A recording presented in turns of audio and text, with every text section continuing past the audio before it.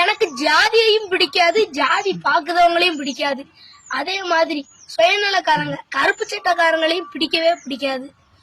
ஏன்னா ஜாதிய ஒழிக்கணும்னு சொல்லிட்டு 50-60 வருஷத்துக்கு முன்னாடியே ஒழிய வேண்டிய ஜாதிய இப்ப வரைக்கும் இழுத்துட்டு வருதவங்களே அவங்கதான். ஜாதிகள் இல்லையடி பாப்பா, உள்ள தாழ்ச்சி உயர்ச்சி சொல்லல் பாவம் அப்படின்னு தாழ்த்தப்பட்ட சமுதாயத்திற்காக கடைசி வரைக்கும் போராடி தாம் பிறந்த சமுதாயத்தில இருந்து ஒதுக்கி வைக்கப்பட்டு சாப்பாடுக்கு கூட வழி இல்லாம வறுமையில சிக்கி திணறி இறுதி யாத்திரைக்கு கூட யாருமே இல்லாம மறைந்தவர் நம் பாரதியார். ஜாதியை ஒழிக்கணும் அப்படின்னு போராடுத ஒவ்வொருத்தரும் முதல்ல கொண்டாட வேண்டிய தலைவர்னா அது நம்ம பாரதியார் தான். மாமேதை அம்பேத்கர் படத்துக்கு பக்கத்துல பாரதியாரோட படத்தை வச்சு அழகு பார்க்க வேண்டிய தலைவர் நம் பாரதியார். எங்க போச்சு உங்களோட பகுத்தறிவு?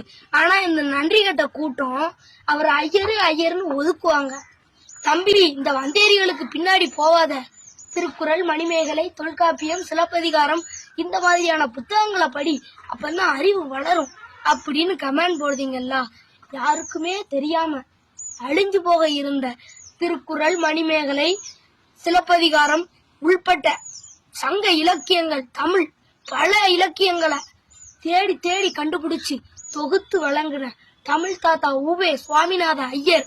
உங்களோட பகுத்தறிவு சரியா இருந்ததுன்னா உவே சுவாமிநாத ஐயரையும்லாம் நீங்க கொண்டாடி இருக்கணும். மறந்துட்டீங்களே, அதனாலதான் உங்க மேல எனக்கு கோவம் வரும். அனைவரும் சமம் அப்படின்னு மதுரை மீனாட்சி அம்மன் கோயிலுக்குள்ள எல்லாத்தையும் அழைத்து சென்று தன்னோட மொத்த சொத்தையும் தாழ்த்தப்பட்ட சமுதாயத்திற்கே எழுதி வைத்த பசும்பொன் முத்துராமலிங்க தேவர் ஐயாவை உங்க பகுத்தறிவு சாதி பட்டியல்ல அடைச்சிட்ட. அதனாலதான் உங்க மேல எனக்கு கோவமா வருது. அம்பேத்கரையும் பெரியாரையும் மட்டுமே நீங்க தலைவரா ஏத்துக்கிட்டனாலதான் மத்தவங்க உங்களை ஏத்துக்கிட மாட்டுக்காங்க.